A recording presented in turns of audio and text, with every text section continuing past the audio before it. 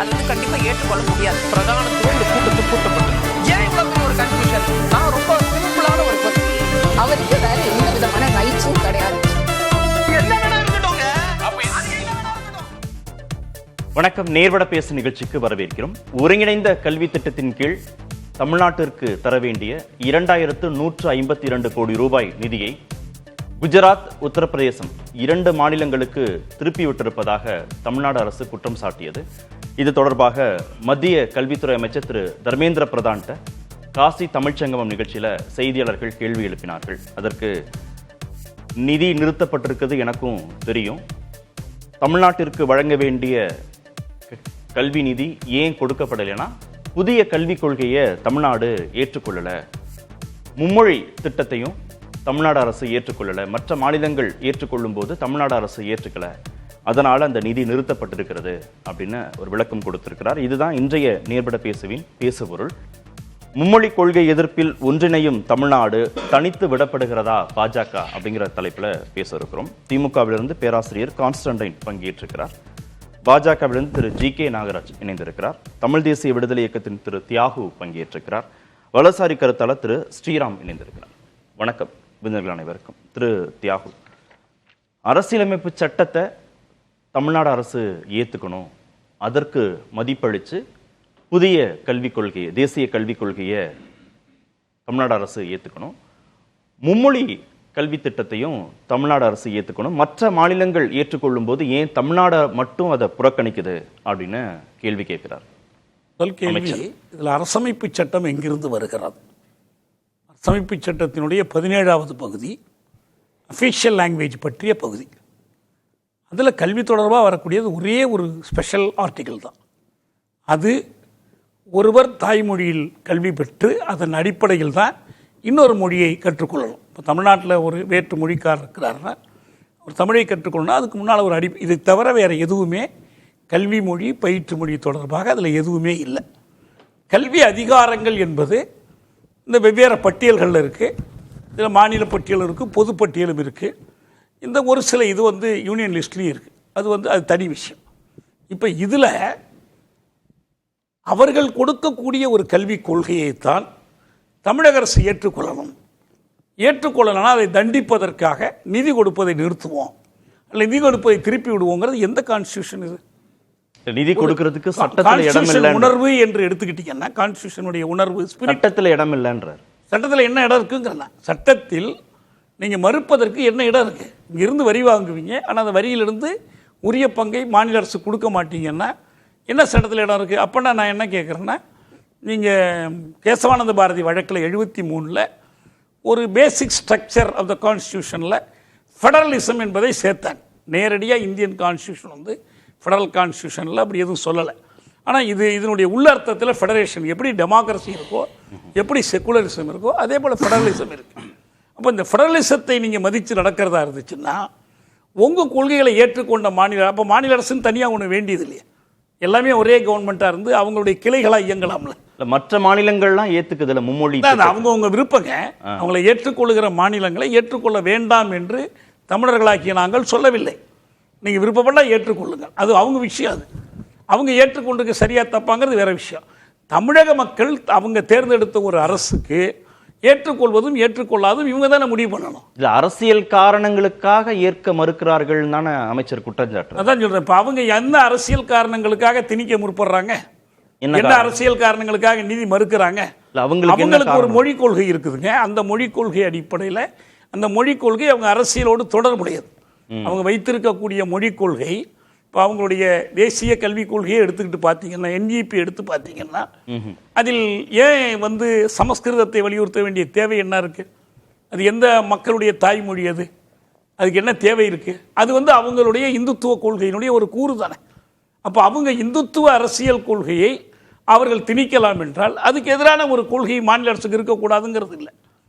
அப்போ அந்த கொள்கையை வந்து ஏற்க மறுக்கிறதுக்கு மாநில அரசுக்கு எல்லா உரிமையும் இருக்குது. இல்லைன்னா அதுக்கு ஏன் வந்து கூட்டாட்சி, சுயாட்சிலாம் எதுக்கு பேர் கொடுக்கணும்? மாநில அரசுன்னே ஒன்று எதுக்கு இருக்கணும்? அதில் எப்படி இதில் கான்ஸ்டியூஷன் எங்கேருந்து வந்துச்சுன்னு ரூல் ஆஃப் லான்னு சொல்கிறார். என்ன ரூல் ஆஃப் லா? இதில் என்ன சட்டவிரோதம் என்ன இருக்குது?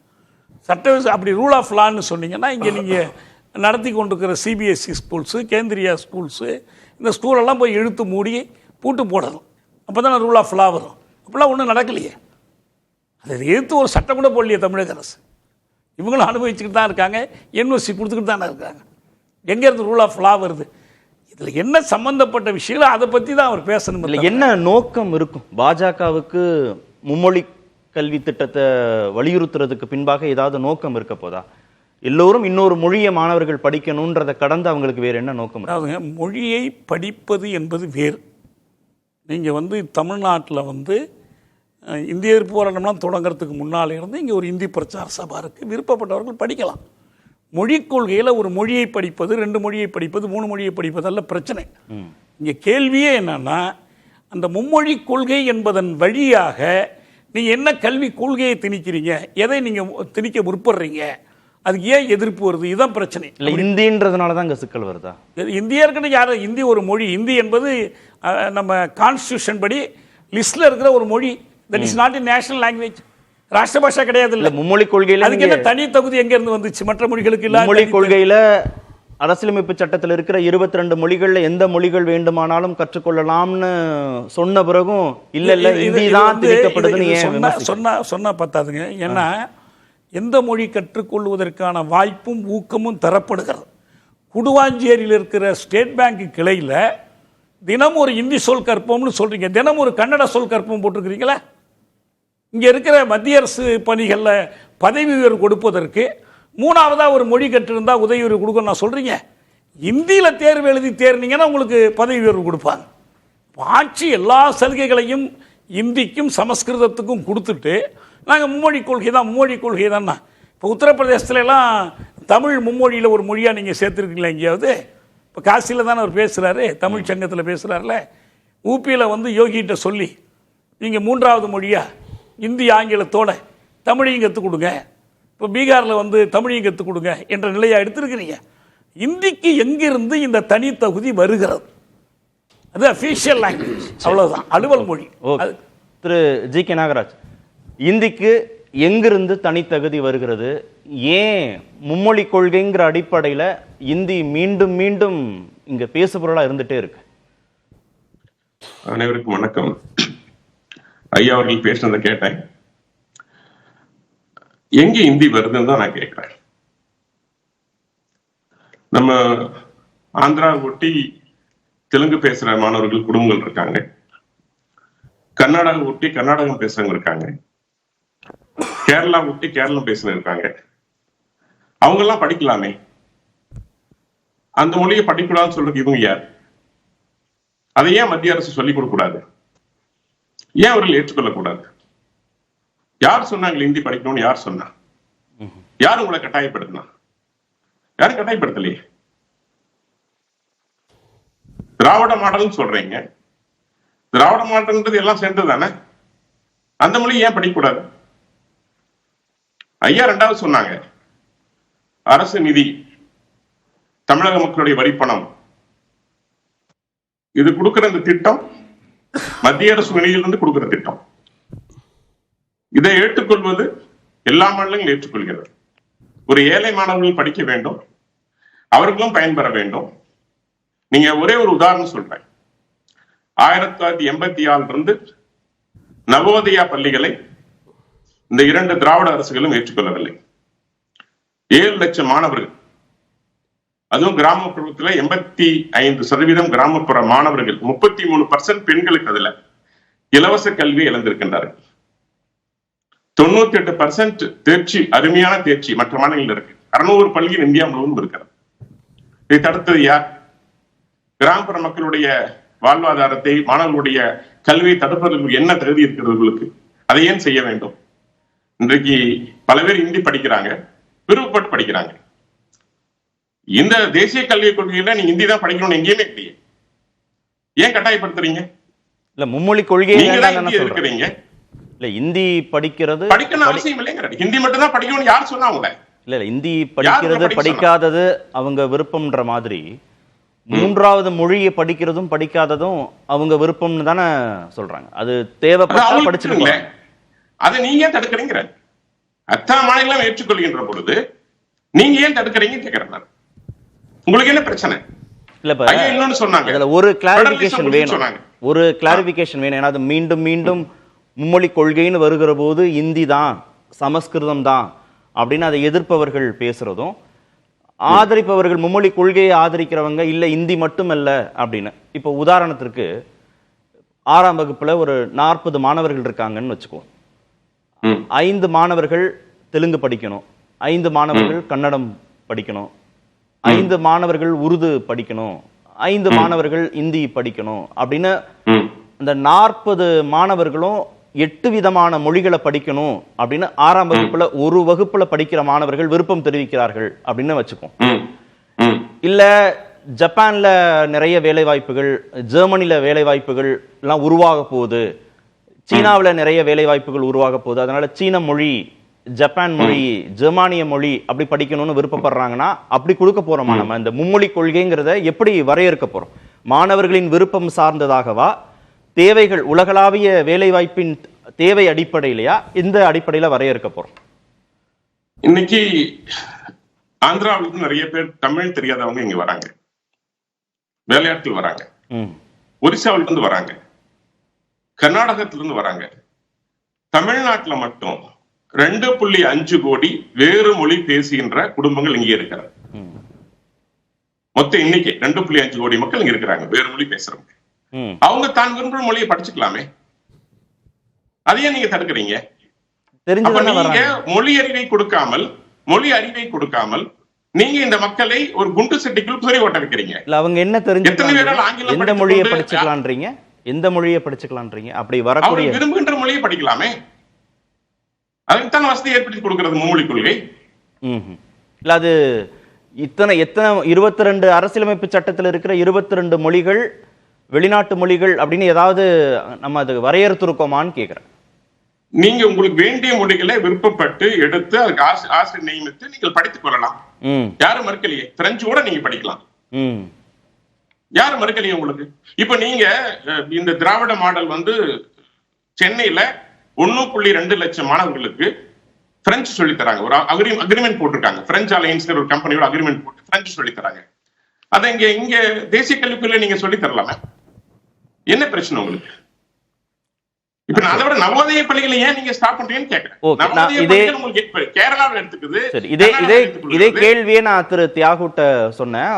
திரு தியாகு கொடுத்த விளக்கம் என்னன்னா, சொல்லிக் கொடுப்பதற்கு வசதியாக எந்த மொழி இருக்கோ அந்த மொழி தான் கற்றுக் கொடுக்கப்படும். அவர் குடுவாஞ்சேரி SBI அவர் உதாரணமா சொன்னார். அங்க தினம் ஒரு இந்தி சொல் கற்றுக்கலாம் தானே சொல்றாங்க, தினம் ஒரு கன்னட சொல் கத்துக்கலாம்னு சொல்லலையேன்னு கேட்டாரு. அது மக்கள் விருப்பம் தானுங்க. இப்ப மக்கள் விருப்பம். இப்ப நான் என்னுடைய ஒரு மகன் குஜராத்ல போய் வேலை செய்யறான்னு விரும்புறேன், அல்லது நார்த் இந்தியாவில் அவங்க அங்க செட்டில் ஆகுறாங்க, ஹிந்தி கத்துக்கணும்னு நினைச்சா கத்துக்கலாம். இன்னைக்கு 3 லட்சம் பேர் பரிசு எழுதிட்டு தான் இருக்காங்க. அவங்க விருப்பம் தானே அது, அதையே நீங்க தடுக்கிறீங்க. இல்ல மக்கள் விருப்பம்னா SBIல வேலை செய்யக்கூடிய மக்கள் விருப்பமா? யாராவது இருந்தாலும் சரிங்க, அதோட அவங்களுடைய உரிமை தானே. அந்த உரிமை நீங்க தடுக்கிறீங்க. மத்திய அரசு கன்கரண்ட் லிஸ்ட் இருக்கு, அதை கொண்டு வராங்க, அதை ஏற்றுக்கொள்ளுங்க. நீங்க தமிழ் சொல்லி தரணும், எடுத்துக்க, விருப்பமான பாடம் தான், யாரும் வேண்டாம்னு சொல்லல. ஆங்கிலம் எடுத்துக்கொள்ளலாம். இன்னொரு மொழிங்கிறது 3வது மொழிங்கிறது விருப்பப்பட்ட பாடம். இல்ல நம்ம ஒவ்வொரு முறையும் இது ஒரு அரசியல் தளத்திலேயே இந்த விவாதம் நகர்ந்தது. அதனாலதான் இந்த 3வது மொழிங்கிறது இந்தி தானா, சமஸ்கிருதம் தானா, இல்ல அதை கடந்ததா, அரசியலமைப்பு சட்டத்தில் இருக்கிற மொழிகளா அப்படின்னு நம்ம இதை தெளிவுபடுத்திக்க வேண்டிய ஒரு தேவை இருக்கிறதுனால நான் தியாகுட்ட ஒரு நிமிடம் மட்டும் நான் போயிட்டு வந்தேன். ஏன்னா நான் உங்ககிட்டயுமே அதை கேட்டேன். அவரு GK நாகராஜ் எந்த மொழிகள் வேண்டுமானாலும் படிச்சுக்கிட்டுமே என்றார். அதான் இப்ப மத்திய அரசினுடைய பொறுப்புல இருக்கக்கூடிய கேந்திரிய வித்யாலயங்கள்லையும் சென்ட்ரல் போர்டு பள்ளிக்கூடங்கள்லையும் இந்த கொள்கை கடைபிடிக்கப்படுகிறதா? நீங்க இந்திக்கு பதிலாக தெலுங்கு படிச்சுக்கலாம், இந்திக்கு பதிலாக கன்னடம் படிச்சுக்கலாம். இந்த கொள்கை கடைபிடிக்கப்படுதா அல்ல இந்தி கட்டாயமா இருக்கா? அதுக்கு அவர் பதில் சொல்லுவோம். இந்திக்கு பதிலாக பிரெஞ்சோ ஜெர்மனி வேற ஏதோ படிக்கிறதுக்கு வாய்ப்பு இருக்கா?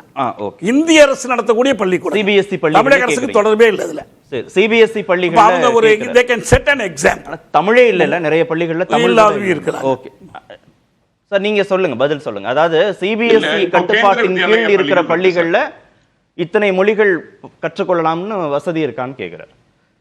நீங்க இப்போ கேந்திர வித்யாலயா பள்ளி இருக்கு தமிழ்நாட்டுல, இங்க அவர்கள் தமிழ் எடுத்துக்கொள்ளலாம். அதற்கான பணிகளை மத்திய அரசு செய்து கொண்டிருக்கிறார். விருப்பமான பாடத்தை நீங்க எடுத்து படிக்கலாம். CBSE இருக்கு, அதுல நீங்க ஹிந்தி படிக்கணும். ஹிந்தி எடுத்து படிக்கணும். அதை தமிழ்நாட்டுல பல திராவிட கழக தலைவர்களுடைய பள்ளிக்கூடங்கள்ல அது சொல்லித்தரப்படுகிறது, அது நடத்தப்படுகிறது. நமக்கு திமுக தலைவர் என்ன செய்யறதெல்லாம் கேள்வி இல்லை.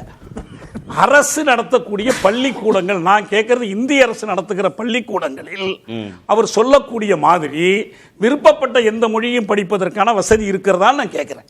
தமிழக அரசுல இருக்கணும்னு கேட்கிறார்ல. இல்ல இல்ல, இப்ப எந்த பள்ளிக்கூடம் ஒன்னே ஒன்னு சொல்லுங்க, ஒன்னே ஒன்னு சொல்லுங்க. நீங்க சொல்ற மாதிரி மாணவர் விரும்பக்கூடிய எந்த மொழியையும் மூன்றாவது மொழியாக எடுத்து கற்கலாம்.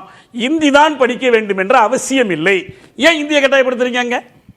ஏன் சிபிஎஸ்இ ஏன் இந்தி கட்டாயம்? சார், இப்ப புதிய தேசிய கல்விக் கொள்கை அதுதான் கொண்டு வந்திருக்கிறோம். 2020 புதிய தேசிய கல்விக் கொள்கை அதுலதான் சார் இப்போ நம்ம இந்த விவாதத்துல நம்ம அதைத்தான் தெளிவுபடுத்த வேண்டியதா இருக்கு. அதாவது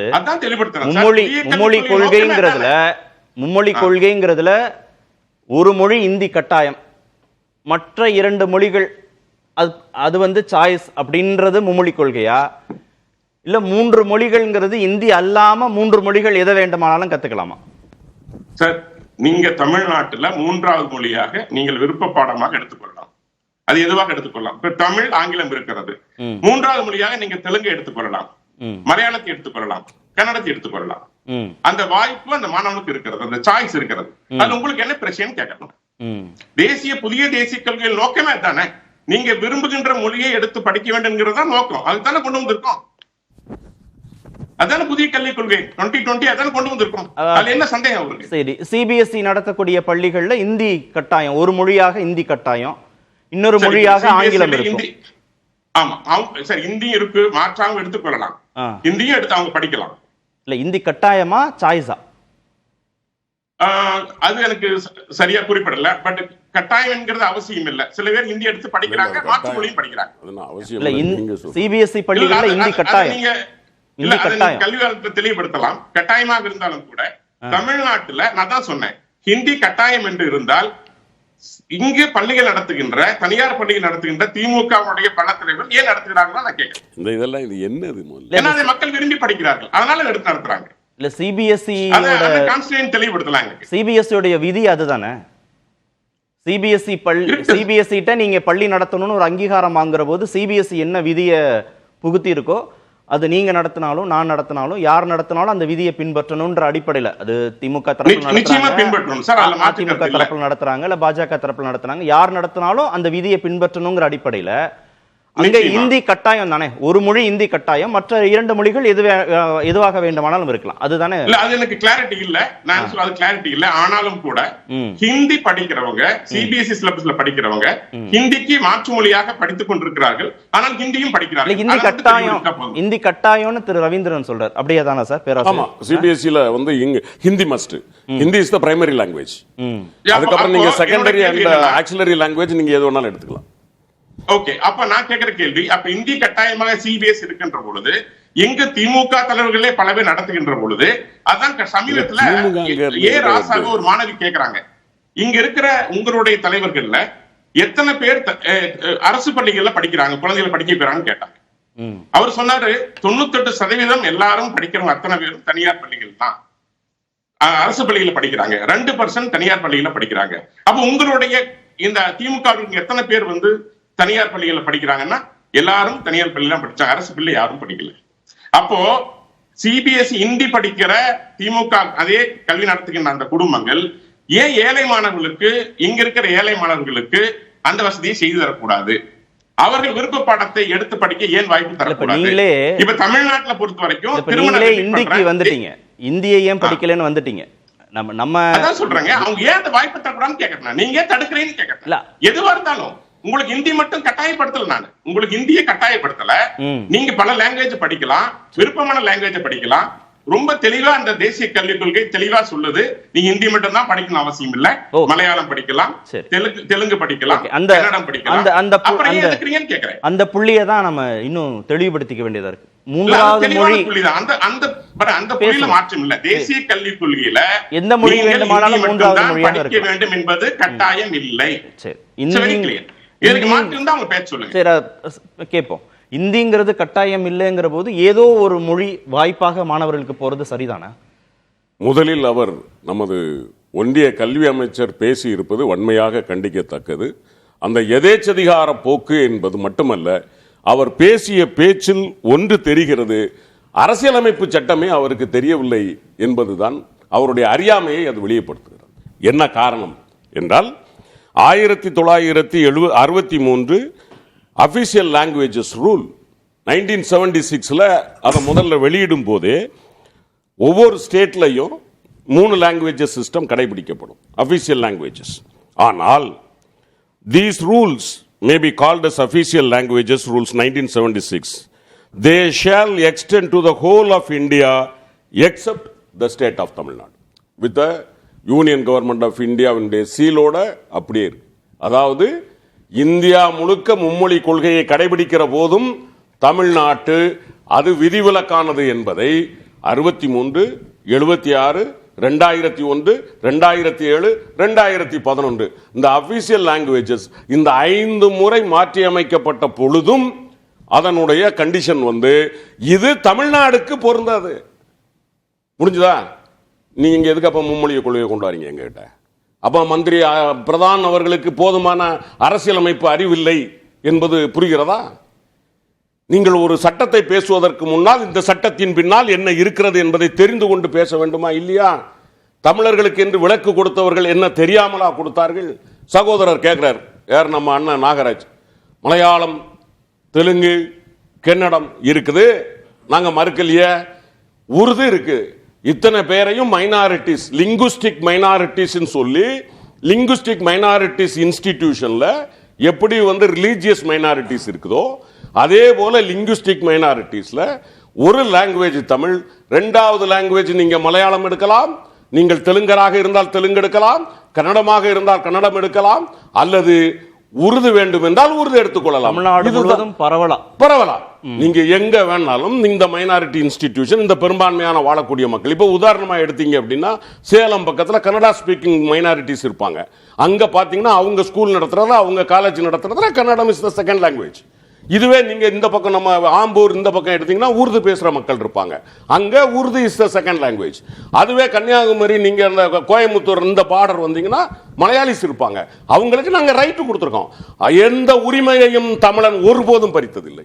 தமிழை பற்றி, தமிழ்நாட்டை பற்றி தெரியாதவர்கள் பேசுவதை போல அண்ணன் ஜி கே நாகராஜ் பேசுவது தவறு.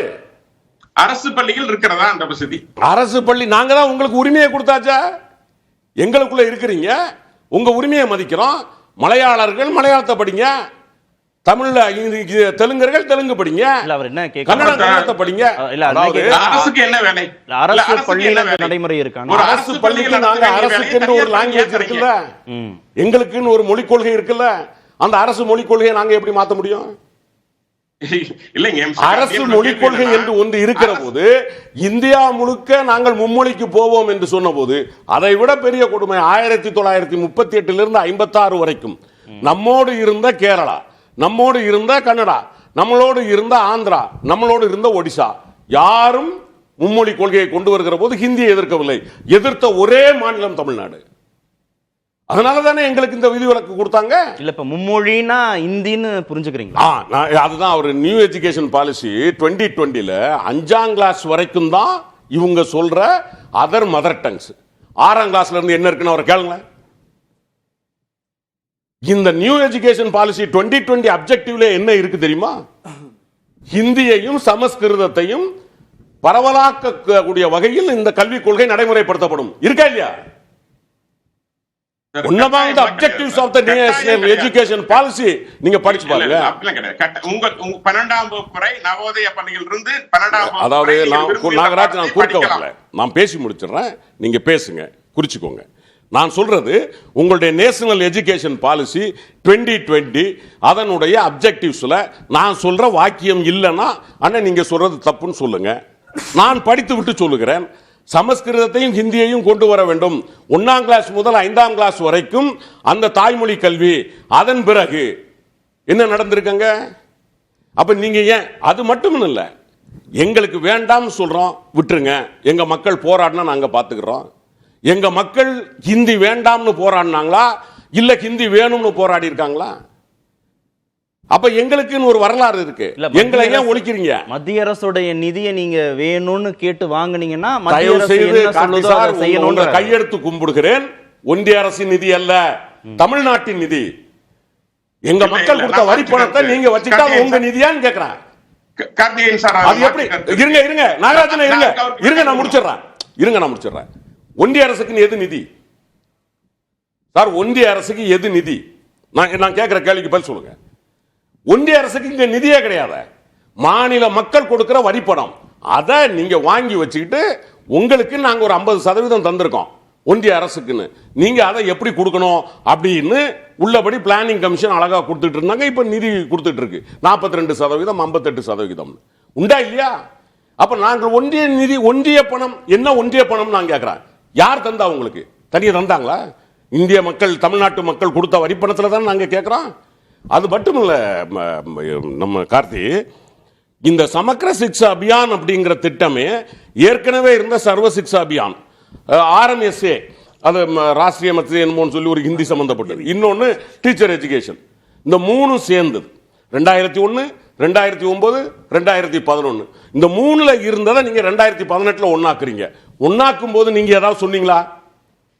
எங்கிட்ட கேட்டீங்களா? இல்ல. 2018 இந்த மூணை ஒன்னாக்குனீங்களா? அந்த மூணுல எங்கேயாவது இந்த கண்டிஷன் இருக்கா? சர்வ சிக்ஷா அபியான்ல இருக்கா? நீங்க RMSE என்கிற அதுல இருக்கா? இல்ல டீச்சர் எஜுகேஷன்ல இருக்கா? எதுலையும் இல்ல. 2018 நீங்க சமக்கிர சிக்ஷா அபியான் கொண்டு வரும் பொழுது இந்த மூணையும் ஒன்றிணைத்து நீங்க கொண்டு வர்றீங்க. எத்தனை ஆண்டுக்கு?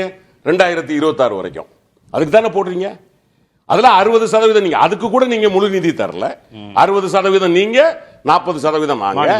அப்போ எல்லாரும் சேர்ந்து செய்யற ஒரு திட்டத்துக்கு நான் தரமாட்டேன் என்று சொல்லுகிற அந்த ஆணவ அதிகாரம், எதேச்ச அதிகாரம் எங்க இருந்து வருது? என்ன நோக்கம் இருக்கும்னு நினைக்கிறீங்க பாஜகவுக்கு? இந்திய படிச்சே தீரணும் தமிழர்கள் அப்படின்னு ஏன் நினைக்க? அதுதான், ஒரே மொழி, ஒரே நாடு, ஒரே தேசம், ஒரே பண்பாடு, ஒரே மதம், ஒரே கல்வி. இந்துத்துவத்தினுடைய ஒரு முகம்தான் இந்த மூன்றாவது மொழி ஹிந்தி என்பதற்கான மொழி. இதைத்தான் நாங்க மறுக்கிறோம். எந்த மொழியை நாங்க தமிழ்நாட்டில் படிக்கிறாங்களே? மலையாளிகள் படிக்கலையா? கன்னடர்கள் படிக்கலையா? தெலுங்கர்கள் படிக்கலையா? உருது படிக்கலையா? யார் படிக்கலைங்க? எல்லா மக்களையும், நாங்கள் தமிழர்களுக்கு இருக்கிற மிகப்பெரிய பெருந்தன்மை, என் தாய்மொழி எனக்கு உயிர் என்றால் உன் தாய்மொழி உனக்கு உயிர்.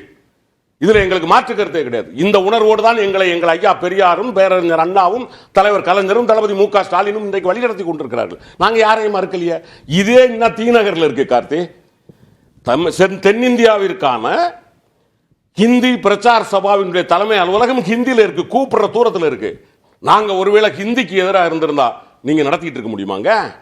இன்னைக்கு சொல்றாரா 3 லட்சம் பேர் நாங்க பரீட்சை எழுத முடியுமா? இங்க நாங்க என்னைக்காவது அதை கை வச்சிருக்கோம்? இல்ல, அரசு பள்ளி மாணவர்கள், ஏழை மாணவர்கள் ஹிந்தி படிக்கிறதை தடுக்கிறீங்க சார். ஹிந்தி படிக்கிறதுக்கு மாணவர்களுக்கு எந்த தடையும் இல்லை. இங்க வேணுங்கிறவங்க சார். இப்ப ஒண்ணுமில்ல, ஒரு நிமிஷம் முடிச்சிடறேன். நாகராஜன் ஒரே ஒரு நிமிஷம் முடிச்சிடறேன். அதுல என்ன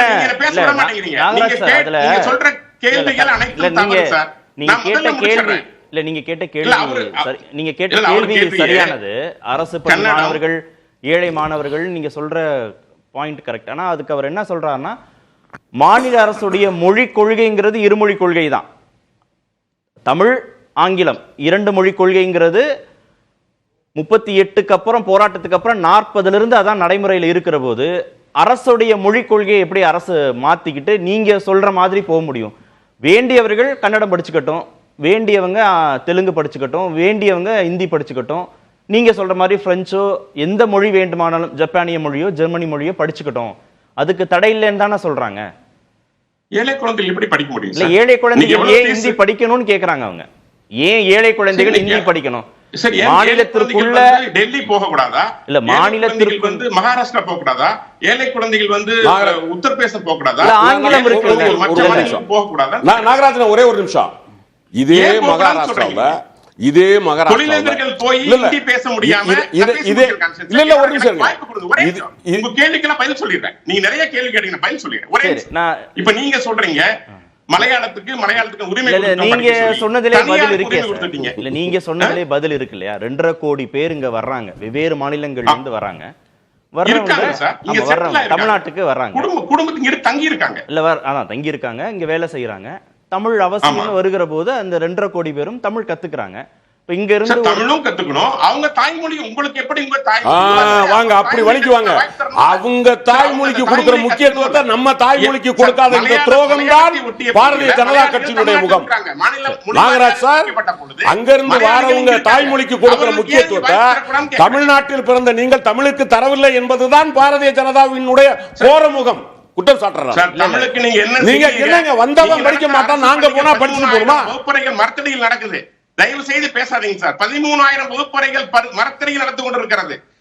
ஆசிரியர்கள், தமிழ் ஆசிரியர்கள் தமிழ் பள்ளியில் இல்லை. தமிழ் ஆசிரியர்கள் சார், இன்னைக்கு தமிழ் படிக்காம நீங்க தமிழ்நாட்டுல 10ஆம் கிளாஸ் பாஸ் பண்ண முடியாது. பள்ளி நடந்து கொண்டிருக்கிறது. நீங்க உங்க விருப்பத்துக்கு பேசாதீங்க. ஒரு நொடி இல்ல ஒரே ஒரு நொடி. நாகராஜனா இன்னைக்கு சட்டப்படி 2010க்கு பிறகு தமிழ்நாட்டுல தமிழ் படிக்காம நீங்க டென்த் பாஸ் பண்ண முடியாது. நாகராஜ் இல்ல, ரொம்ப நேரம் ஆயிடுச்சு. நான் நிறைய வாய்ப்பு அவங்களுக்கான நேரத்தை கன்னடம், மலையாளம் நீங்க ஒரு விஷயத்தை உள்வாங்கிட்டு சொல்லுங்க. இல்ல ஒரு விஷயத்தை உள்வாங்கிட்டு சொல்லுங்க சார். ஒரு விஷயம், காஷ்மீருக்கு போறவரு காஷ்மீரிய கத்துக்க போறாரு, மகாராஷ்டிரா போறவரு மராத்திய கத்துக்க போறாரு, பீகார் போறவரு பீகாரிய கத்துக்க போறாரு, தெலுங்கானா ஆந்திராவுக்கு போறவரு தெலுங்க கத்துக்க போறாரு, கன்னடம் கத்துக்க போறாரு, கர்நாடகா.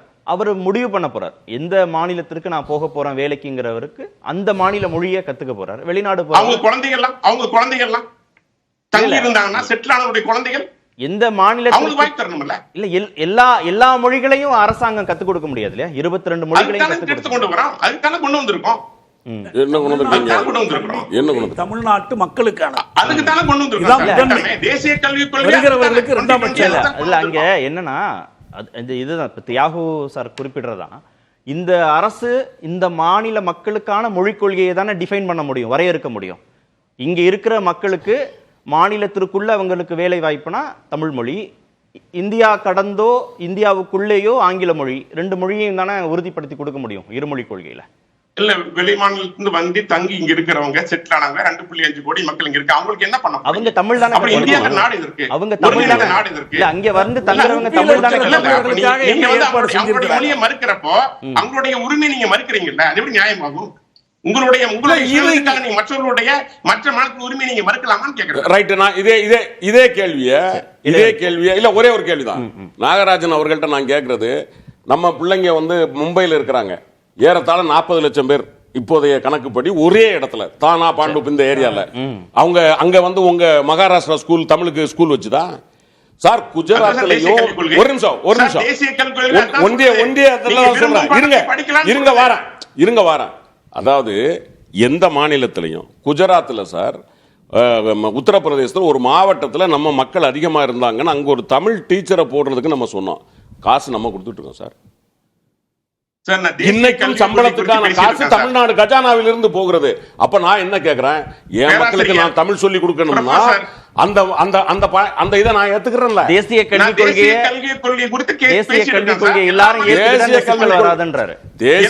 கொள்கையில நீங்க எக்காரணத்தை முன்னிட்டும் 5ஆம் கிளாஸுக்கு மேல மொழி கொள்கை தாய்மொழியை பத்தி பேசவே இல்லை. நீங்க 12ஆம் வகுப்பு வரைக்கும் நவோதய பள்ளிகளை படிக்கிற மாதிரி நீங்க விரும்பும் பாடத்தை படிக்கலாம். சரி, ஓகே. இல்ல 5ஆம் வகுப்புக்கு மேல சமஸ்கிருதம் இந்தி மட்டும் தான் சொல்றாரு. இல்ல சார், அவர் தவறா சொல்றாரு. அது மாதிரி இல்ல சார், நான் ஒண்ணு சொல்றேன். 5ஆம் கிளாஸ்க்கு மேல எங்கேயாவது நீங்க மதர் டங் சொல்லிருக்கீங்களா? குறுக்கிடு. அம்மா ஐயா அவருக்கு தியாகம் உங்களுக்கு சொல்றேன். டு தி எக்ஸ்டென்ட் பாசிபிள் தான். அது கூட தாய்மொழி கல்வி கட்டாயம் இல்ல. சரி, ஓகே சார். நான் ஸ்ரீராம் இல்ல நான் இடைவேளைக்கு போறேன். நான் ஸ்ரீராம் சார்ட்டையும் பேசிட்டு இடைவேளைக்கு போறேன். ஸ்ரீராம் சார், எந்தெந்த மொழிகள்லாம் கற்றுக் கொடுப்பதற்கான வசதிகள் வாய்ப்புகள் இருக்கு அப்படின்னா 22 அரசமைப்பு சட்டத்தில் இருக்கக்கூடிய அனைத்து மொழிகளையும் கற்றுக்கொள்வதற்கான வாய்ப்புகளை எல்லா மாநிலங்களையும் உருவாக்கின பிறகுதான் திரு ஜி.கே. நாகராஜ் சொல்ற அந்த சிஸ்டம் வந்து சரியா இருக்க முடியும். அந்த கட்டமைப்பை உண்மையிலேயே உருவாக்கும் நோக்கம் மத்திய அரசுக்கு இருக்கா? அவங்க அதான் சந்தேகப்படுறாங்க. ஒரு எம்ஜிஆர் பாட்டை ஒன்று சொல்லிட்டு நான் இதை என்னோட கருத்தை சொல்றேன். இன்னும் எத்தனை காலம்தான் ஏமாத்துவார் இந்த நாட்டிலே சொந்த நாட்டிலேன்ற ஒரு பாட்டு எனக்கு நினைவுக்கு வருது. அதாவது நீங்கள் இந்த 22 லாங்குவேஜை வந்து நீங்கள் எப்படி இந்த மத்திய அரசாங்கம் வந்து கட்டமைக்கும்ன்ற நீங்கள் கேள்வி கேட்குறீங்க. நீங்கள் தெலுங்கு 4 பேர், தமிழ் 2 பேர் அப்படிலாம் இதை தானே இங்கே சொன்னாங்க. இந்த டிஜிட்டல் பேமெண்ட்டு கூட சிதம்பரம் ரொம்ப பெருசாக கேள்வி கேட்டார். அந்த அந்த காய்கறிக்கார அம்மா 10 ரூபாய்க்கு என்ன பண்ணும், அங்கே பாசிங் மிஷின் இருக்குமா, அங்கே இது இருக்குமா, அங்கே அது இருக்குமான்னு. இன்னைக்கு உலகத்திலே ஹையஸ்ட் டிஜிட்டல் பேமெண்ட் இன்னைக்கு இந்தியாவில் தான் சாத்தியப்பட்டு இருக்கோம். ஒரு பூக்கார அம்மா கூட ஒரு வியாபாரம் செய்வதற்கான வேலையை நாம் பண்ணியிருக்கோம். அதனால் இந்த பள்ளி விஷயத்தில் ஒரு டீச்சர்ஸ் அப்பாயிண்ட் பண்ணுறது ஒன்றும் பெரிய விஷயமே இல்லைங்க. அது ரொம்ப ஈஸியஸ்ட் விஷயம். எனக்கு என்ன தெரியுமா, ஒன்று சன்ஷைன் ஸ்கூல்னு ஒன்று இருக்குங்க வேலைச்சேரி. யாருதுன்னெலாம் எனக்கு தெரியாதுங்க, சும்மா சொல்கிறேன். சன்ஷைன் ஸ்கூல் வந்து ஒரு சிபிஎஸ்சி ஸ்கூலுங்க. அங்கே தமிழ் இருக்குது, ஹிந்தி இருக்குது. அதாவது ஃபஸ்ட்லேருந்து 5th ஸ்டாண்டர்ட் வரைக்கும் தமிழ் இருக்குது, ஹிந்தி இருக்குது. அதே மாதிரி 6th-லேருந்து 8th வரைக்கும் தமிழ் இருக்கு, ஹிந்தி இருக்குங்க. சிபிஎஸ்சி ஸ்கூல்ல தமிழ் இருக்குங்க. அப்போ நம்ம ஏழை கிராமப்புற மாணவர்களுக்கு மட்டும் அவங்களுக்கான என்ன கொள்கையோ ஹிந்தின்னு சுருக்குறீங்க. இங்க ஹிந்தின்னு வாயில நீங்க திணிக்கிறீங்க. எப்படி மக்கள் கிட்ட நீங்க ஹிந்தி படிக்க கூடாதுன்னு திணிக்கிறீங்களோ அதே மாதிரி இங்க பெரும்பாலானவர்கள் உட்கார்ந்து நாங்க ஹிந்தியை தான் சொல்றோம் நீங்க டிசைட் பண்றீங்க. அங்க சொல்வது 22 லாங்குவேஜ்ல ஏதாவது ஒரு லாங்குவேஜ் அதை அந்த மாணவன் எடுக்கலான்னு தான் சொல்றாங்களே தவிர அது ஹிந்தி நீங்க சொல்றீங்க. இன்னொரு உங்களுக்கு ஒரு பிடிக்காத விஷயம், உங்களெல்லாம் எரிச்சல் இங்க ஹிந்தியை தடுப்பவர்கள் எரிச்சல் ஊட்டக்கூடிய விஷயம் என்ன தெரியுமா? தமிழ்நாட்டில் இந்தியாவிலேயே அதிகமாக ஹிந்தி கத்துக்கொள்ளும் மாநிலம் வந்து தமிழ்நாடு. ஏன் பணம் கொடுத்து கத்துக்கொள்ளணும், நீங்க ஃப்ரீயா ஹிந்தி கத்துக்கூடாது. நீங்க ஹிந்தி கத்துக்கிறதுல எங்களுக்கு பிரச்சனை இல்லைங்க, அது எப்படி நீங்க ஃப்ரீயா கத்துப்பீங்க? அதுதான் அண்ணா வந்து மினிஸ்டருங்க, அவங்க மினிஸ்டர்ஸ்லாம் சிபிஎஸ் ஸ்கூல் நடத்துனா அவங்க சொன்னா ஒரு கோவம் வருது. ஆனா செய்வது அதுதானே. நீங்க நடத்துற சிபிஎஸ்இ ஸ்கூல்ல எல்லாத்துலயும் நீங்க ஹிந்தி சொல்லி கொடுக்குறீங்க. நீங்க ஒரு கிராம கொஞ்சம் நான் பேசுறேன், ஒரே ஒரு நிமிஷம் நீங்க பர்சனலா வராதீங்க. இல்ல நான் பர்சனலா கருத்து வளம் இருந்தால் அது எப்படி தத்துவார்த்த வளம் இருந்தால் நீங்க அத கொஞ்சம் இருங்க. திமுக காரங்க நடத்துறா, பிஜேபி காரங்க நடத்துறியா? கொஞ்சம் இருங்க, விவாதத்துக்கு வரக்கூட திமுக பேசுறீங்க, நீங்க வியாபாரத்தை தனியா பேசுறீங்க. இது கொள்கை பசுமாடு விக்கிறவங்க பிஜேபி காரங்க இருக்காங்க. படிப்பு உங்களுக்கு வியாபாரமா? படிப்பு உங்களுக்கு வியாபாரமா என்பதை அதிகமா இறச்சி விக்கிற பிஜேபி காரங்க சொல்லட்டாங்க. இன்னொரு பாயிண்ட் சொல்லு, என்ன கொஞ்சம் இருங்க. இல்ல அடிப்படையில கேட்டாங்க இல்லையா, ஏன் இந்திய படிக்கணும்னு கேட்டாங்க. இல்ல இன்னொன்னு சார் சொன்னாரு, மாநில அரசு தேர்ந்தெடுக்கப்பட்ட மாநில அரசு இருக்கு, தேர்ந்தெடுக்கப்பட்ட மத்திய அரசுங்க. நீங்க மாநிலத்தை நீங்க நடத்துறதுக்கு உங்களுக்கு உரிமை இருக்கு, நாட்டை நடத்துவதற்கு மத்திய அரசாங்கத்துக்கு உரிமை இருக்கு. படிப்பு வந்து ஒத்திசைவுப்பட்டு இல்ல, யாருக்கான ஃபைனல் கிடையாது. நீங்க 18 வருஷம் உட்கார்ந்து இருந்தீங்களே, டெலிகாம் போர்ட்போலியோ கேட்டீங்களே, ஏன் நீங்க படிப்பை மாநில பட்டியல் எடுத்துவாங்க வச்சீங்களா? நீங்க டெலிகாம் போர்ட்போலியோ கேட்டீங்க, இண்டஸ்ட்ரி போர்ட்போலியோ கேட்டீங்க, நீங்க எஜுகேஷன் நீங்க ஸ்டேட் சப்ஜெக்ட் கேட்டீங்களா, நீங்க வந்து மருத்துவத்தை ஸ்டேட் சப்ஜெக்ட் கேட்டீங்களா? ஒண்ணு இல்ல. ஹிந்தி பத்தியே நான் பேசலங்க. இங்க உருது மட்டும் அண்ணன் 10 வாட்டி சொல்லிட்டாரு. உருதுக்கு இருக்கிற அக்கறை இருக்கு பாருங்க அவருக்கு, ஹிந்திக்கு இல்ல.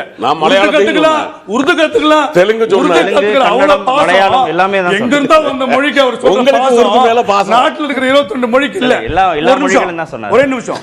இதே ஜனவரி இந்த 29ஆம் தேதி 2025 தமிழ்நாட்டில் 35% கிளாஸ் 8 ஸ்டூடெண்ட் ரூரல் தமிழ்நாட்டில், அதாவது கிராமப்புற மக்கள்ல, அதே 2வது லெவல் டெக்ஸ்ட கூட அவங்களால படிக்கும் திறன் இல்லை. இது வந்தது டைம்ஸ் ஆஃப் இந்தியால. இன்னொரு லட்சணம் இதுதான். நம்ம பெருசா நாங்க தான் இது, நாங்க தான் அது. பாருங்க இன்னொரு மொழியை கொஞ்சம் இன்னும் சிரமமா தானே கொஞ்சம். இன்னொன்னு எரிச்சல் ஊட்டும் விஷயத்தை சொல்றேன். உத்தராகண்ட், பஞ்சாப், கேரளா, மகாராஷ்டிரா, உத்தரப்பிரதேஷ் இவங்கெல்லாம் நம்மளோட பெட்டரா போயிட்டாங்க. நீங்க தென் இந்தியால தென் பகுதியான இந்தியாவில தமிழ்நாட்டு எஜுகேஷன் இந்தி கூட்டணியில் இருக்கிற எல்லா மாநிலத்திலையும் மும்மொழி. இந்தி கூட்டணியில் தனித்து விடப்பட்ட ஒரே திமுக தான் தனித்து விடப்பட்டிருக்கு, பாஜக இல்ல. ஒரு குறுக்கீடு இல்ல சார், ரொம்ப நேரம் ஆயிடுச்சு. இடைவேளை பதில் சொல்லணும். நான் வந்துறேன் குறித்து பேசினாரு சார், ஃபெடரலிசம் குறித்து பேசினாரு, பதில் சொல்லணும். நான் வரேன் இடைவேளைக்கு பிறகு நான் வரேன். நாகராஜ் சார், இந்த 40 நிமிட உரையாடல் ஒரு புள்ளியில வந்து நின்றுருக்கு. ஒண்ணுதான், இந்தி பேசும் மாநிலமாக தமிழ்நாடு மாற்றப்படுகிற போது பாஜகவுடைய இந்துத்துவ அரசியலை செய்வதற்கு வசதியா இருக்கும் அப்படின்றதான். அதற்காக இந்தி திணிக்கப்படுதுன்றதும் இங்க வந்து இந்தி திணிப்புக்கான எதிர்ப்பும், அதுதான் விவாதத்தின் மையப்புள்ளியாக நான் பார்க்கிறேன். அதுதான் நோக்கமா? இல்ல சார், நான் ஆரம்பத்திலே தெளிவுபடுத்திட்டேன். இந்தி திணிக்கப்படவில்லை. நீங்கள் விரும்பும் மொழியை படிக்கலாம், ஹிந்தி கம்பல்சரி கட்டாயம் அல்ல. தெளிவுபடுத்திட்டேன் சார். நான் 22 மொழிகள் 23 மொழிகள் ஸ்பானிஷ், நீங்க எது விரும்புறீங்களோ அதை படிக்கலாம் சார். அதுல எந்த மாற்று கருத்தும் இல்லைங்க. தமிழர்களை வாக்கு வங்கிக்காக குண்டு செட்டில் குறையா வைத்திருக்க வேண்டும், அது வெளியே போகக்கூடாது. அவங்க அதுக்காக இருமொழி கொள்கை என்று மக்களை அந்த அந்த அந்த அந்த அறிவில்லா வட்டத்துக்குள்ள வைத்திருக்கிற முயற்சி திமுக செய்து கொண்டிருக்கிறதா? அறிவில்லா வட்டமா? இது வந்து பல மடங்கு தமிழகம் பின்தங்கி விட்டது. இதனால இதனுடைய பாதிப்புகள் இனிதான் தெரிய வரும். ஒன்று. இரண்டாவது, ஐயா சொன்னாங்க, நம்முடைய தியாகையா பதில் கொடுத்துக்கிறேன். அம்பேத்கர் அவருடைய வார்த்தையை நான் கோட் பண்றேன். வேண்டுமென்றே தெரிந்தே யூனியன் என்ற வார்த்தையை நான் பயன்படுத்துகிறேன். ஏனெனில் மாநிலங்களுக்கிடையே ஒரு ஒப்பந்தம் ஏற்பட்டு அந்த ஒப்பந்தத்தின் விளைவாக தோன்றியது இந்தியா. ஆகையால் மாநிலங்களுக்குள் பிரிந்து செல்லும் உரிமை கிடையாது. இந்தியா ஒரு யூனியன், ஏனெனில் அது அழிக்க முடியாதது. இந்த நாடு ஒரு ஒருமைப்பட்ட நாடு. அதன் மக்கள் ஒரே மக்கள். நாட்டின் ஒற்றுமையை குறிக்கும் சொல் யூனியன். இது வந்து அம்பேத்கர் சொன்ன சொல். பெடரேஷன் வார்த்தையை நான் பயன்படுத்தாத காரணம், யூனியன் வார்த்தையை பயன்படுத்துற காரணமே ஒற்றுமைக்காகத்தான். அவர்கள் அழுத்தம் திருத்தமாக சொல்லி அரசியல் சாசன சட்டத்திலும் சரத்து ஒண்ணுல அதை ஆட் பண்ணியிருக்காரு. அதை வந்து அண்ணன் தியாகருக்கு நான் சொல்லிக்கொள்ள ஆசைப்படுகிறேன். ஆக பெடரலிசம் வார்த்தை ஏமாற்று வார்த்தை, ஏமாற்றி கொண்டிருக்கின்ற வார்த்தை என்பதை என்னுடைய பல தேசிய இனங்கள் கொண்டதுதான் இந்தியான்றதான் அவருடைய கோட்பாடா இருந்தது. தேசிய இனங்கள் கொண்ட நாடுதான் இந்தியா. அந்த பல தேசிய இனங்கள் வந்து மொழி அடிப்படையில வரையறுக்கப்பட்டதுங்கிறது தான் அவர் பேசின சாராம்சமாக நான் புரிந்து கொள்றேன். தியாகுவே, 73 தீர்ப்பு இருக்குல்ல, மிகப்பெரிய ஆயம் அமைத்து அந்த என்ன தீர்ப்புங்க அது? 73 நம்ம நிதி தீர்ப்பு இல்ல, அந்த அடிப்படை basic structure of the constitution, அந்த கேசவானந்த பாரதி, அதுல தெளிவான தீர்ப்பு இருக்கு. ஃபெடரேஷனை மாற்ற முடியாது, நீங்க திருத்த முடியாது. டெமோக்ரஸி எப்படி மாற்ற முடியாதோ, செக்குலரிசத்தை எப்படி மாற்ற முடியாதோ, ஃபெடரேஷனை மாற்ற முடியாது. ரைட். யூனியன் என்பது அம்பேத்கரை பயன்படுத்திய சொல். ஃபெடரேஷன் சொல்ல மறுத்துட்டு India shall be, that is Bharat shall be a union of states. இல்ல மும்மொழி கொள்கைங்கிறது கூட்டாட்சிக்கு எதிரானதா? இல்ல கூட்டாட்சிக்கு எதிரானதா மும்மொழிங்கிறது? இல்ல, அவங்க சொல்றதுக்காக நான் சொல்றேன். மாநில அரசு நாங்க சொல்றதான் கேட்கணும், இல்லைன்னா காசு கொடுக்க மாட்டோம்னு சொல்றது அப்பட்டமான கூட்டாட்சி மீறல் தானே. இதுல என்ன சந்தேகம்? மாநில அரசு வந்து நாங்க எங்க கொள்கையை ஏத்துக்கணும், இல்லைன்னா நாங்க கொடுக்க மாட்டோம். இல்ல, தமிழ்நாடு மக்கள் நல்லா இருக்கணும்னு நினைக்கக்கூடிய மாநில அரசுக்கு உரிமை இருக்கிற, தமிழ்நாடு மக்கள் நல்லா இருக்கணும்னு நினைச்சா தமிழ்நாடு மக்கள் தேவையில்லை என்று கருதுகிற நீட்டை திணிக்க மாட்டாங்களே. தமிழ்நாட்டு மக்களுடைய நன்மைக்காக அவங்க செயல்படுறதா இருந்துச்சுன்னா, தமிழ்நாட்டு மக்கள் தேவையில்லைன்னு தீர்ப்பளிச்சுட்டாங்க, சந்தேகம் இருக்கு அதுல. நீட்டு கூடாதுன்னு நீட்டை திணிக்கிறாங்களே தமிழ்நாட்டு மக்களுடைய நன்மைக்காக. ஒரு அரசு பள்ளியில ஒரு குடும்பத்துல 3 பேர்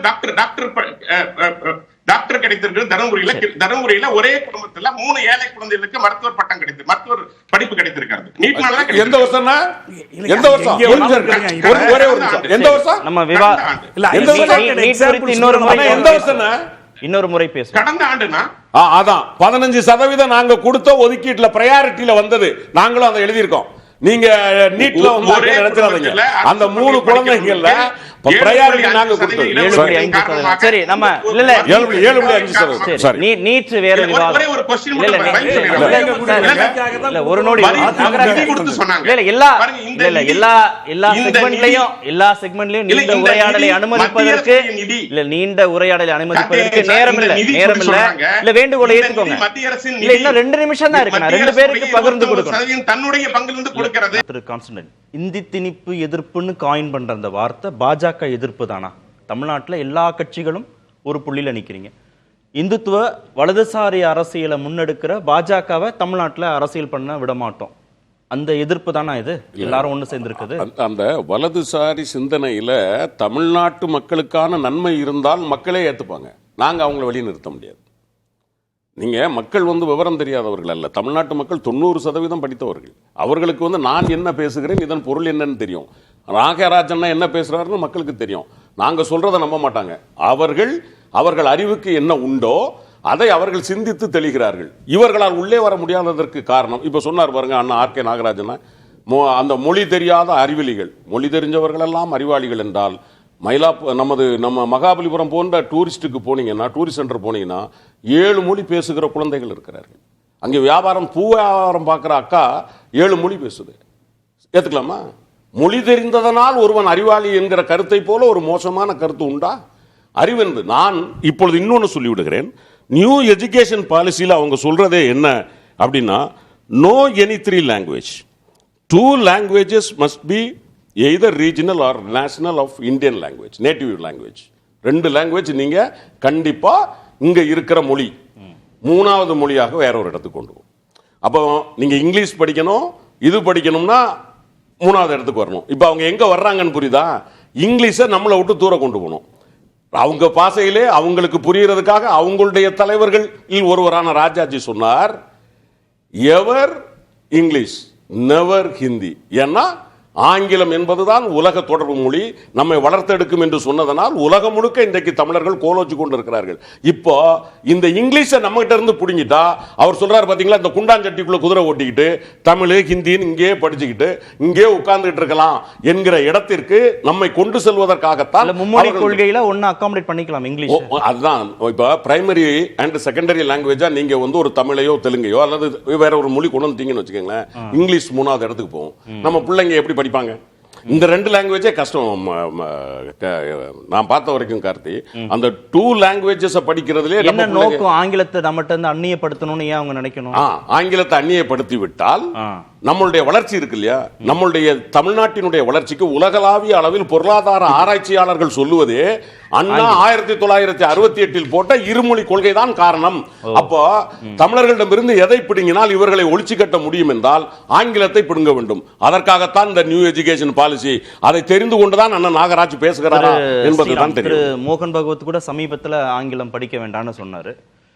நோக்கம் ஆங்கிலத்தை அந்நியப்படுத்துறதானா தமிழ்நாட்டில இருந்து?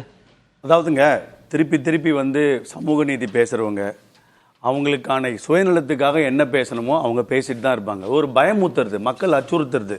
இது வந்து எங்க வரி பணம்? தமிழ்நாடு இந்த 14 வருஷத்தில் 2014 இருந்து மத்திய அரசாங்கத்துக்கு கொடுத்த வரி பணம் 6,23,000 கோடி. தமிழ்நாட்டுக்கு திருப்பி மத்திய அரசாங்கம் கொடுத்தது 6,40,000 கோடி. சார் போய் சார். இல்ல இல்ல சார் போய் சார். சார் போய் சார். அப்ப நீங்க வாங்க. சார் சார் சார் சார் நான் சொல்லிறேன் சார். சார் நான் சொல்லிறேன். இருங்க சார். சார் சார் நீங்க உங்க இஷ்டத்துக்கு நீங்க அடிக்க கூடாது சார். நீங்க தயவு செய்து நீங்க எங்க மக்கள் இல்ல இல்ல கடைசி நேரத்துல இருங்க அடிச்சு போக விட மாட்டேன். எங்க மக்கள் கொடுத்த பணம் நீங்க போய் பேசுங்க. எங்களுக்கு மக்கள் தான். நீங்க போய் பேசுங்க. மக்கள் இல்ல. இல்ல நீங்க போய் பேசுறோம். நீங்க போய் பேசுங்க. எங்க மக்கள் கொடுத்த பணத்தை நீங்க தவறா போய் பேசுறீங்க. இல்ல இல்ல காட்டு எங்க மக்கள் எங்க மக்கள் பிரிவினைவாத பேசுறாங்க. எதுல இருந்து மக்களுக்காக பேசல. நீங்க எங்களை சார்ந்தவர்கள் இல்லை. நாங்க பாத்துக்கிறோம். நீங்க எங்களை சார்ந்தவர்கள் இல்லை. நீங்க எங்க மக்களுக்காக பேசல. உங்க குரல் எங்க மக்களுக்காக இல்ல. எங்க மக்களுக்காக உங்க குரல் இல்லை. நீங்கள் அந்நியர். ரவீந்திரன் நீங்கள் அந்நியர். ஏன் மக்களுக்காக குரல் கொடுக்கவில்லை என்றால் நீங்க அந்நியர். இல்ல இல்ல அத மாற்றுறதே கிடையாது. இல்ல ஏன் ஒரே பயப்படுவாங்க. இல்ல இல்ல கார்த்தி 6,90,000 தமிழ்நாட்டை சேர்ந்தவர் 6,90,000 கோடி ஒன்லி ஜிஎஸ்டி. ஆனால் அது இல்லாம டைரக்ட் டாக்ஸ் ஏறத்தாழ 7,00,000 சொல்ற கோடி நம்ம கட்டியிருக்கோம். எப்போ 2021 இருந்து 26 25 வரைக்கும். இவர் என்ன சொல்றாரு? அந்த அம்மா பேசும்போது நிர்மலா சீதாராமன் இந்த விஷயத்தை சொல்லும்போது ஜிஎஸ்டி டாக்ஸ் தான் பேசினாங்க. இந்த டைரக்ட் டாக்ஸ் பத்தி பேசல. இப்போ அப்ப என்ன அர்த்தம்? 12 லட்சம் கோடி எங்க கிட்ட வாங்கிட்டீங்க. அப்போ இவ்வளவு லட்சம் கோடி கொடுத்திருக்கீங்க. அப்ப இவ்வளவு நாள் இங்க உட்கார்ந்து 27 பைசா நீங்க போய் பேசாதீங்க. அவரே ஒத்துக்கறாரு. நீங்க போய் பேசாதீங்க. 27 பைசா தான் மொத்தமா நாங்க எங்களுக்கு அரசாங்கம் கொடுத்தது கூட இவ்வளவு வாங்கி எங்களுக்கு சேர்ந்தது. இவங்க எல்லாம் பேசினாங்க. எங்களுக்கு சேர்ந்தது தான். இப்போ ஸ்டேட்டுக்கு சேர்ந்தது. ஸ்டேட்டுக்கு சேர்ந்தது மேட்டர். வேற ஒண்ணு இல்ல. இல்ல இல்ல இல்ல அப்படி இல்லங்க. அதாவதுங்க முடிக்கிறேன். நீங்க வந்து இந்தியாவிலேயே நவோதயா பள்ளி கிராமப்புற மாணவர்களுக்கு உயர்ந்த கல்வி, அவங்களோட வசதியோடு இருக்கக்கூடிய கல்வியை மறுக்கிற ஒரே மாநிலம் தமிழ்நாடு. மும்மொழி திட்டம் யாருங்க? நீங்க யாருங்க டிசைட் பண்றது? மும்மொழி கொள்கை அது நாட்டை ஆளக்கூடியவங்க. மாநில அரசின் கொள்கை தானே அது. மாநில அரசு 234 எம்எல்ஏக்கள் தனியார் திமுக கொண்டு வரல. 234 எம்எல்ஏக்கள் மக்கள் பிரதிநிதிகள். இந்த திராவிடம் உங்களை 234 உங்களை படிக்க விட மாட்டீங்க. ஒரு நொடி. ஆரியம் கெடுக்குமா திராவிடம் கெடுக்குமா? இல்ல சார், ஒரே ஒரு நிமிஷம். 4 சட்டமன்ற உறுப்பினர்கள் தவிர்த்து தமிழ்நாட்டுல மீதி இருக்கிற 230 சட்டமன்ற உறுப்பினர்களும் இந்தி வேணான்றாங்கல்ல. என்ன பண்ண முடியும்? அப்ப அந்த 4 பேருமே உள்ள இருந்து சொல்லல. கன்கரண்ட் லிஸ்ட்ல இல்ல ஒரே ஒரு நிமிடம் கேட்டாரு. யார் வரணும்? சரி, ஒரே அத நீங்க மத்திய அரசாங்கத்துக்கு வாங்க. அப்ப நீங்க இல்ல சார் இன்னைக்கு நீங்க மத்திய அரசாங்கம் இல்ல. நீங்க வெறும் மாநில அரசாங்கம். ஒரு செகண்ட் கேட்டாரு. வெறும் அரசாங்கம் தமிழ்நாடு சார். எங்களோட வசதி இல்ல. ஒன்றிய அரசு எங்களுக்கு சமமான அரசு. ஒரு செகண்ட். ஒன்றிய அரசு எங்களுக்கு சமமான அரசு. தனி நாடு இல்ல. ஒரு செகண்ட் கேட்டாரு அவர். நேரா அவ்வளவுதான். ஒரு மூன்றாவது நிலைப்பாடு நான் வைக்க விரும்புறேன். அதான் இங்க சுருக்கம். 1935 வருடத்திய கவர்மெண்ட் ஆஃப் இந்தியா ஆக்ட்ல கல்வி மாகாண பட்டியலில் மட்டுமே இருந்தது, மறந்துடாதீங்க. அதுதான் முதல்ல வந்து மாகாணம்னு வந்து அதிகார பட்டியல் பிரிச்ச இடம். இன்னைக்கு வந்து அதை பிரிச்சு நடைமுறையில் மைய பட்டியலுக்கு, ஒன்றிய பட்டியலுக்கு கொண்டு போயிட்டாங்க. அதிலிருந்து அவர்கள் ஒரு தேசிய கல்விக் கொள்கையை வகுக்கிறாங்க. கல்வியாளர்கள் பார்வை என்னன்னா, இந்திய அளவுக்கும் ஒரே தேசிய கல்விக் கொள்கை இருக்க முடியாது. தமிழ்நாட்டுக்கென்று தனி கல்விக் கொள்கை வேண்டும். இந்திய தேசிய கல்விக் கொள்கைக்கு மாற்று தமிழ் தேசிய கல்விக் கொள்கை தான். ஆனால் மாநில அரசு அறிவித்து அதற்கு ஒரு குழு அமைத்து அந்த குழு பல ஆண்டுகள் கழிச்சு அறிக்கை கொடுத்து அந்த அறிக்கை வெளியிடப்படக்கூட இல்லை. அப்ப ஒரு கொள்கையை இன்னொரு கொள்கையால் எதிர்க்க முடியுமே தவிர அவ்வப்போது எதிர்த்து முழக்கம் கொடுப்பதால் எதிர்த்து விட முடியாது. எனவே தமிழக அரசு தனக்கான மாற்று கல்விக் கொள்கையை தெளிவா அறிவிக்கணும், தன்னிடம் இருக்கிற அறிக்கையை வெளியிடணும். அதை செய்யணும்.